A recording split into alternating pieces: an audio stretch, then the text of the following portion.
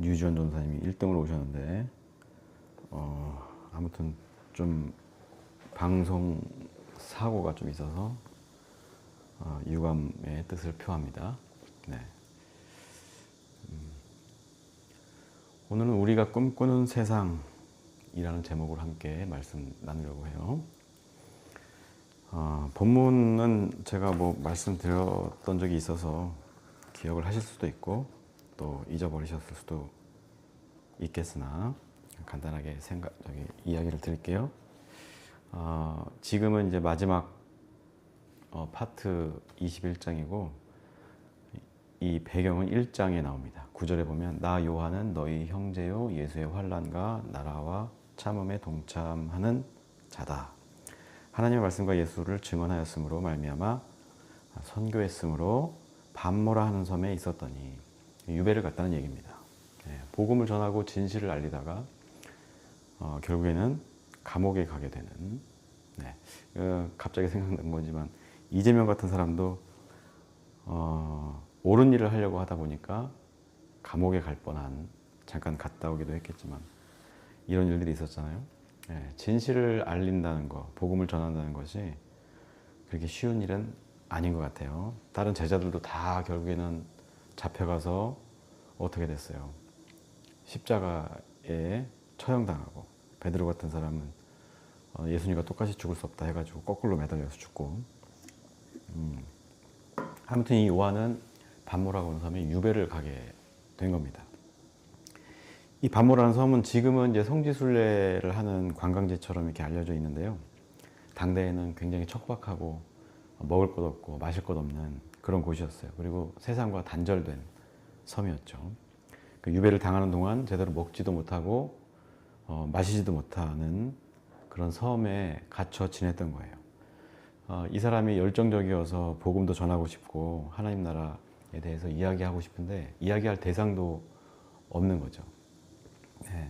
굉장히 안타까운 나날을 보냈을 것 같아요.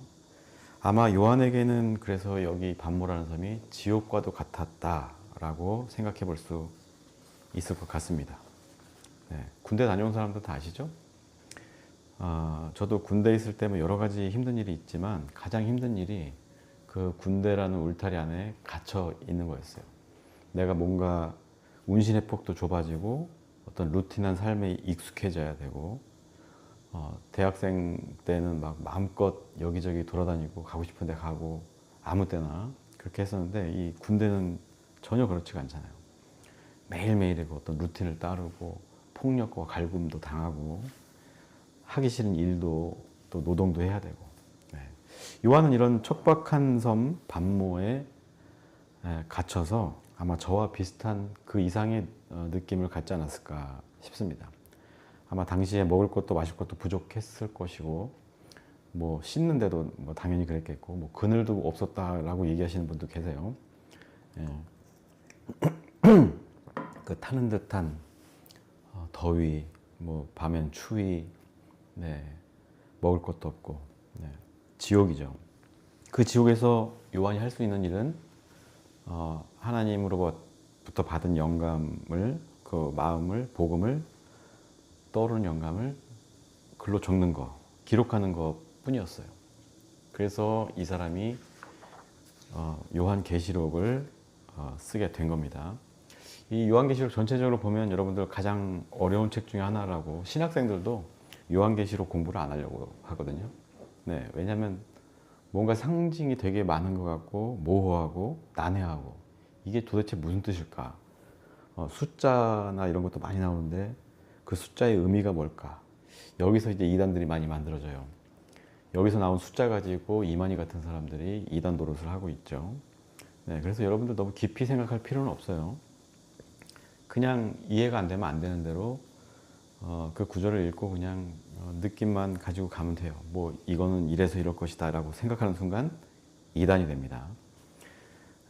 아무튼 제가 요약해서 말씀드리자면 요한계시록의 중심 주제는 하나님 나라예요.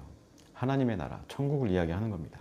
이 땅의 모든 불의와 악행이 결국에는 하나님에 의해서 뒤집어지고 다시금 정의와 공의가 흐르게 되는 그런 천국을 이야기하고 있어요. 이 성경에 나오는 숫자나 무슨 상징들이 뭐 큰 의미를 가지고 있을 수도 있겠으나 거기에 함몰돼 가지고 확대 해석을 하고 뭐라 그러죠? 확증 편향을 일으켜서 엉뚱한 결론으로 가지 말아야 하는 거 여러분들 잘 생각해 두시고요. 아무튼 오늘 읽은 본문은 거의 이제 마지막에 나오는 본문이에요. 21장에. 아무튼 요한이 이런저런 우여곡절을 겪고 척박함 속에서 뭐 좌절감도 느꼈고 상실감도 느꼈겠지만 다시 힘을 내서 이 복음을 기록하는 그 과정, 을 가졌던 거예요. 그 과정을 거친 후에 마지막 결론적으로 잠시만요. 오늘의 말씀을 하는 겁니다. 새 하늘과 새 땅에는 원래 있었던 하늘, 땅, 바다가 있지 않았다. 네. 유배를 간 요한에게 보여지는 하늘과 땅, 바다는 어떤 의미였을까? 이렇게 생각해 봐야 되겠어요. 원래 거긴 지옥이었던 거죠. 요한이 보고 있는 그 척박한 땅, 건널 수 없는 바다, 복음을 전하러 가고 싶은데 갈 수 없는 나를 세상과 분리되게 만든 그 바다, 얼마나 원망스러웠겠어요.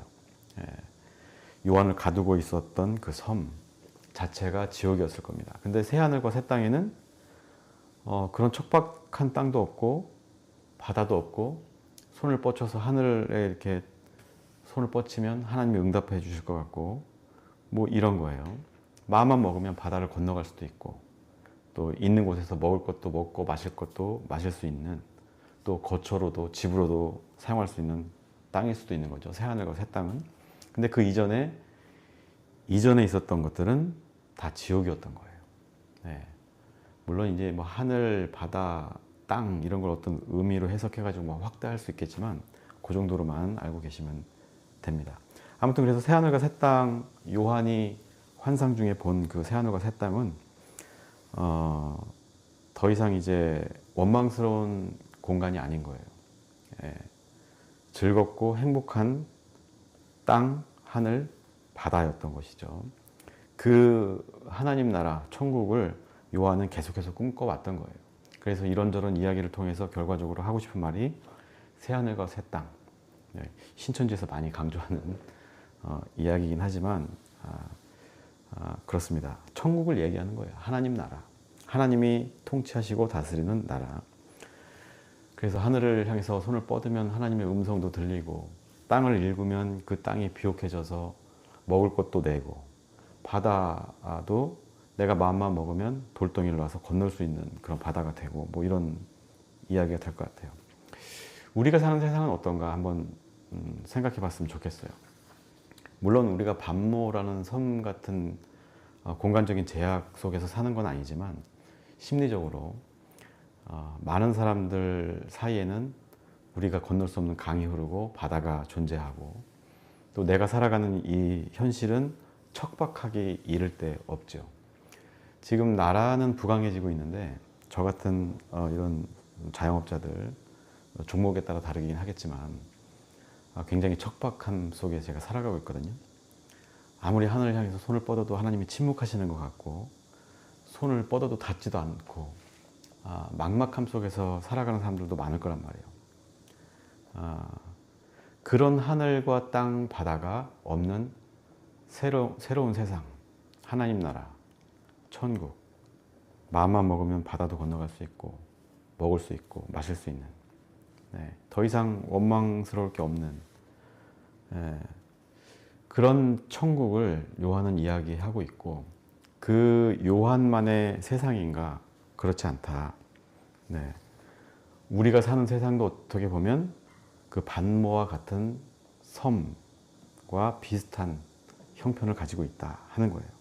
우리가 사는 세상은 풍요롭고 부족함 없는 것처럼 보이긴 하지만 사람과 사람 사이에 간극이 있고 부자와 가난한 사람, 뭐 권력을 가진 자와 못 가진 자의 이렇게 차이도 있고 청년들은 또 경쟁의 바다를 건너야 하는데 거기에 빠져버리는 익사할 수도 있는 이런 내일이 보이지 않는 그런 삶을 살아가고 있죠. 어떻게 해서든 뭐 육지로 건너가서 내가 중산층이라도 돼보겠다 마음 먹지만 바다가 그걸 가로막고 있는 거예요.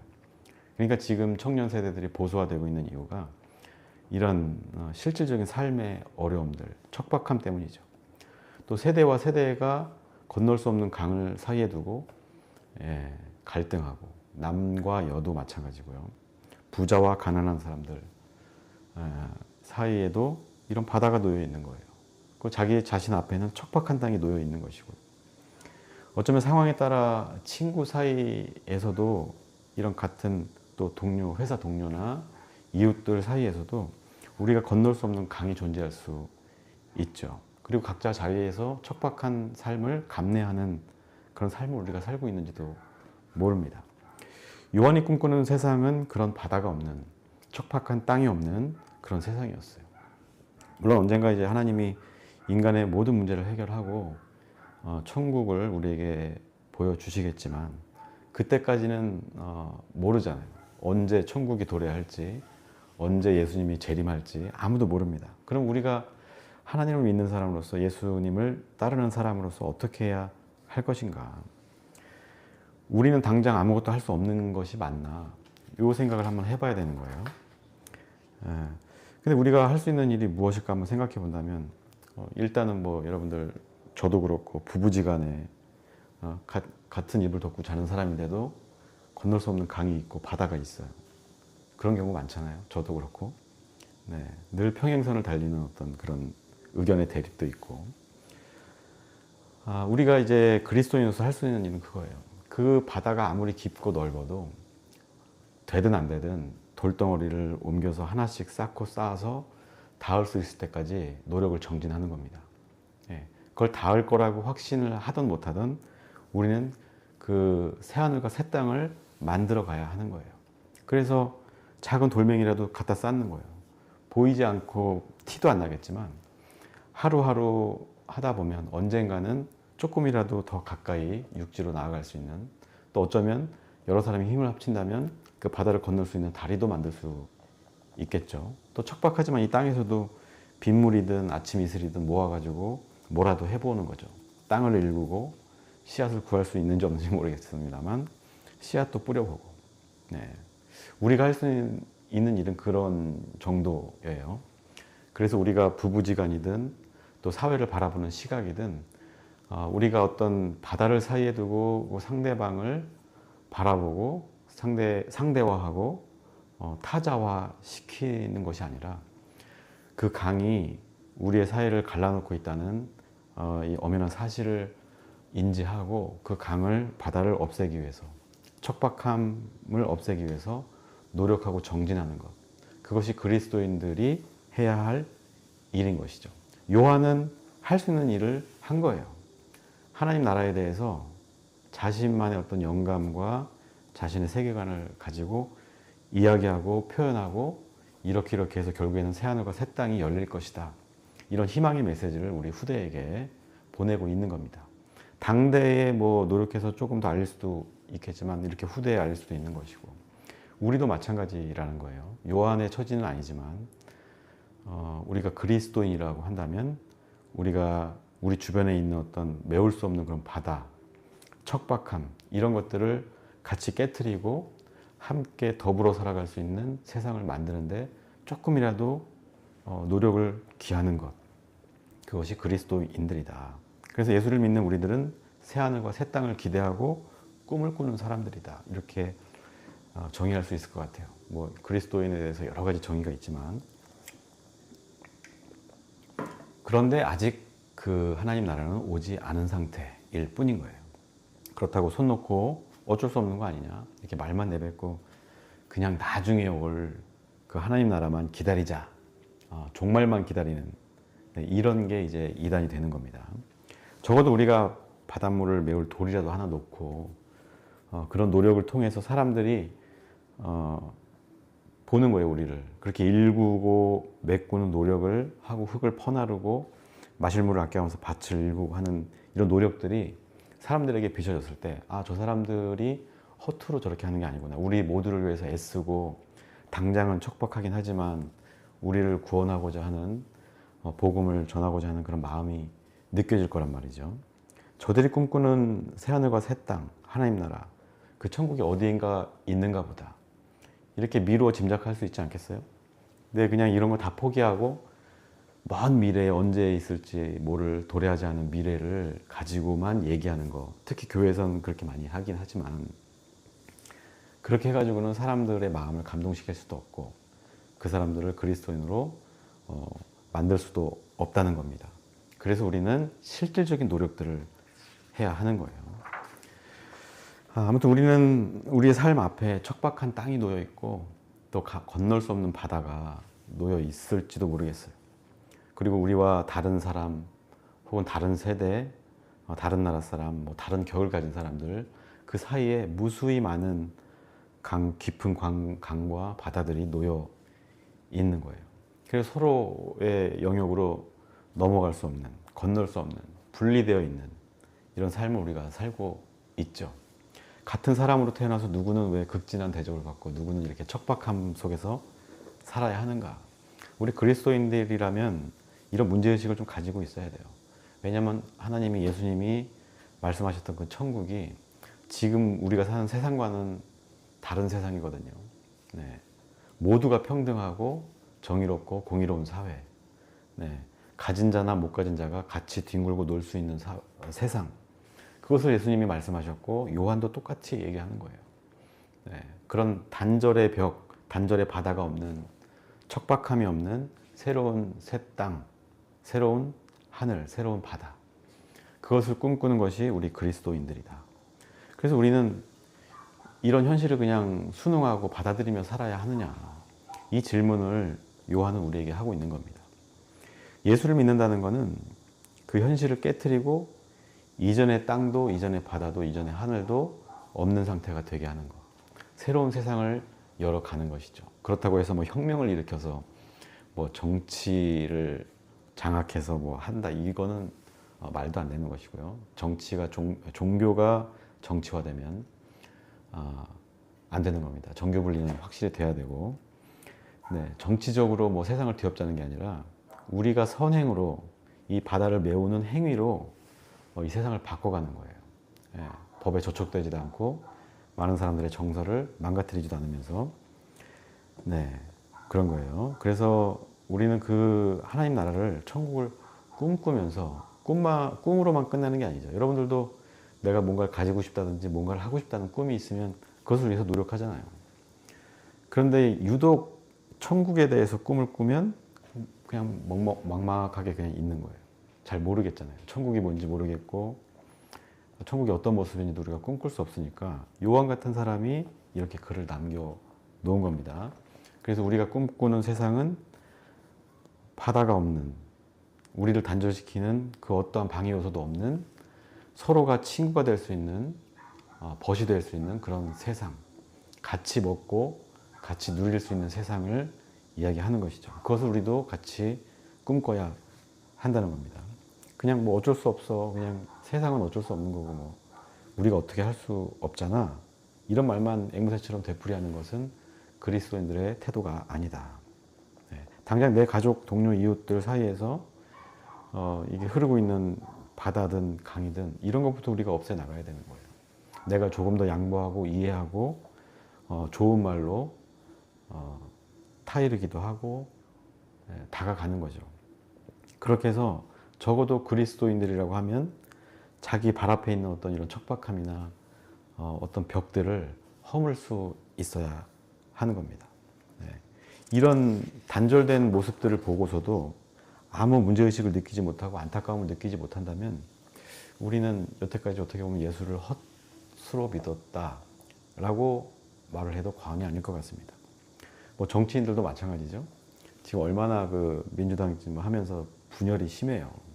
서로가 서로를 물어뜯고 난리도 아니죠. 네. 어느 한편에 서서 뭐 네 편, 내 편 해가지고 서로 싸우고 으르렁거리고 입에 담지 못할 말들도 서슴없이 하고 비아냥거리고, 정치인들이라고 하면 어떻게 보면 제도적으로 우리 앞에 놓인 그런 강과 바다들을 없애는, 그리고 다리를 놓는 일들을 해야 되는데 스스로 그 다리를 무너뜨리고 더 큰 골을 파고 이러고 있는 거예요. 예전에 이승만이 지 혼자 살겠다고 한강다리 폭파하듯이 지금의 정치인들도 정신 못 차리고 그러고 있다. 그래서 제가 뭐 유시민 이야기도 하고 이랬던 이유가 한 사람을 뭐 조리돌림하자 이 얘기가 아니고 이러한 판을 우리가 볼 수 있어야 된다는 거예요. 그리스도인의 입장에서 누군가가 그 고를 잡고 파내려가는 일을 한다면 말려야 하지 않겠어요? 그 사람이 뭐 명망 있고 학식 있고 내가 존경하는 인물일지라도 잘못된 말과 행동들로 인해서 우리 사이에 더 깊은 골이 생기거나 서로 싸우게 된다면 그런 일들은 막아야 하는 거 아닌가. 그런 차원에서 제가 말씀드린 겁니다. 그 외에도 뭐 여러 명이 있지만 워낙 이렇게 파급력이나 영향력이 있는 사람이기 때문에 제가 그분을 굳이 말씀드린 거고, 유시민 얘기 안 하려고 그랬는데 아무튼 그래요. 아무튼 이 정치인들이 지금 잘못된 선택들을 자꾸 하고 그 때문에 민중들의 삶이 피폐해지고 있어요. 자꾸 편 나눠서 싸우고요. 예전에도 그랬어요. 노무현 때 여러분들 기억하실지 모르겠지만 노무현 때도 누구라고는 얘기 안 하겠지만 노무현이 국민학교인가 밖에 안 나온 거 가지고서 말하자면 좀 소위 기존의 정통으로 이렇게 좋은 대학 나와서 뭐 운동권에도 있다가 뭐 해가지고 정치인들 된 사람들, 그 사람들 입장에서는 굴러 들어온 돌로 여겼기 때문에 노무현을 많이 괴롭혔죠. 네, 그래서 탈당하게 만들고 그리고 힘을 다 빼놓는 바람에 결국에는 퇴임 후에 먹잇감이 되었죠. 검찰에. 네. 단순히 검찰의 문제인가를 생각해 보면 검찰도 문제지만 그렇게 검찰에게 먹이로 던져준 지금 현존하는 정치인들도 큰 문제다. 근데 그거를 지금 이재명한테도 똑같이 하려고 하는 모습들이 제 눈에는 보입니다만, 네. 안 보이면 어쩔 수 없는 것이지만 저는 그렇게 느꼈고 봤기 때문에 이야기하는 겁니다.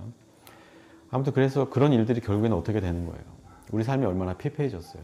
노무현 이후에 이명박, 박근혜라는 시절을 거치고 또 문재인도 그런 실수를 또 반복하면서 윤석열이라는 희대의 악마 같은 사람을 지냈고 우리가. 그런데 여전히 그리스도인들 중에서는 이런 사회의 악, 불의에 대해서 이야기하기보다는 손에 닿지도 않은 그 먼 미래에 있을 도래하지 않은 천국만 손으로 가리키면서 혹세무민하고 있진 않았는지 목회자로서 반성을 해봅니다. 많은 교회들이, 목사님들이 좀 그런 좀 성찰을 좀 했으면 좋겠어요. 아무튼 이제 마무리하겠습니다. 제가 좀 사족이 좀 많았네요, 오늘도. 우리는 그래요. 이전의 땅도 하늘도 바다도 없는 천국을 꿈꾸면서 살아가는 존재입니다. 그게 그리스도인이고요. 예배를 드리는 이유이기도 하고 우리의 목적이기도 한 거예요. 그냥 교회 잘 다니고 헌금 내고 출석 잘하고 기도 많이 하는 것으로 그런 세상을 만들 수도 없거니와 예수를 믿지 않는 사람들에게 천국이라는 세상을 맛보게 해줄 수도 없는 거예요. 그런 그리스도인이라면 과연 하나님에게 필요한 사람인가? 네. 우리는 그리스도인이고 새하늘과 새 땅을 사람들에게 맛보게 해줘야 돼. 그냥 말로만 전하는 게 아니라 그들에게 경험시켜줘야 되는 거예요. 경험을 통해서 하나님 나라가 이런 것이구나. 나를 이해해주는 사람도 있고 나를 존중해주는 사람도 있구나. 우리 사이에 놓여있는 그 어떤 갈등의 벽이든 뭐든 이런 걸 허물어뜨리고 나를 사람 대우해주는 사람들이 있구나. 이게 여기가 천국이구나 라고 느낄 수 있게 해주는 거. 그런 사람이 그리스도인이라는 사실을 우리가 꼭 기억해야 하는 겁니다. 그게 싫다고 하거나 나는 그렇게 못하겠는데 라고 한다면 교회 다닐 필요 없어요. 하나님 믿을 필요도 없고요. 그렇습니다. 교회 다닐 필요가 1도 없는 거예요. 네. 우리가 교회를 왜 다니는지 오늘 이 요한의 말씀을 통해서 좀 생각해 봤으면 좋겠습니다. 우리는 새하늘과 새 땅,